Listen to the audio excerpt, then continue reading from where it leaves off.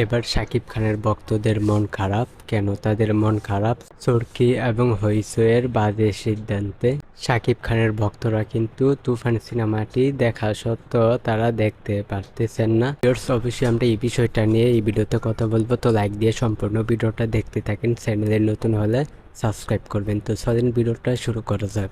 এবার হতাশ শাকিব ভক্তরা, তো তারা কিন্তু তুফান সিনেমাটি দেখা সত্ত্বেও তারা দেখতে পারতেছেন না। তো তাদের মন খারাপ। এর কারণ হলো চরকি এবং হইচইয়ের বাজে সিদ্ধান্তের কারণে শাকিব ভক্তরা হতাশ। সাকিবিয়ানরা, মেগাস্টার শাকিব খানের ভক্তরা কিন্তু তাদের পছন্দ মতো প্যাকেজে কিন্তু তুফান সিনেমাটি দেখতে পারতেছেন না চরকি এবং হইচইয়ের বাজে সিদ্ধান্তের কারণে। হ্যাঁ গাইস, শাকিব খানের ভক্তরা কিন্তু তুফান সিনেমাটি দেখতে পারতেছেন না চরকি এবং হইচইয়ের বাজে সিদ্ধান্তের কারণে। আগের বছর কিন্তু প্রিয়তমা সিনেমাটি জাস্ট 20 টাকা দিয়ে কিন্তু সবাই দেখেছে। তো এখন কিন্তু এর ব্যতিক্রম। তো চরকি এবং হইচই কিন্তু তাদের প্যাকেজটি অনেক বাড়িয়ে দিয়েছে। তো আপনারা এই বিষয়টা জানেন ভিউয়ার্স, যে জায়গায় প্রিয়তমা সিনেমাটি 20 টাকায় দেখা যেত, তো এখন কিন্তু তুফান সিনেমাটি দেশ এবং দেশের বাইরেও তাদের প্যাকেজের মূল্য কিন্তু অনেক বাড়িয়ে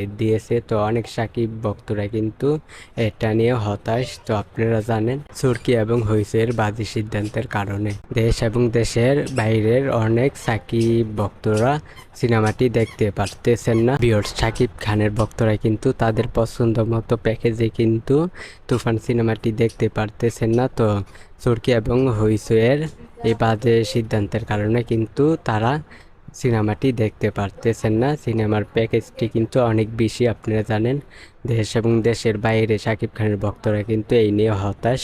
তো ভিউয়ার্স, এই ছিল আজকের ভিডিওটা। তো আমি এই বিষয়টা আপনাদেরকে জানিয়ে দিলাম। তো ভিডিওটা ভালো লাগলে অবশ্যই চ্যানেলটিকে সাবস্ক্রাইব করবেন। আজকের ভিডিও এই পর্যন্ত। পরের ভিডিওর জন্য সবাই অপেক্ষা করতে থাকেন।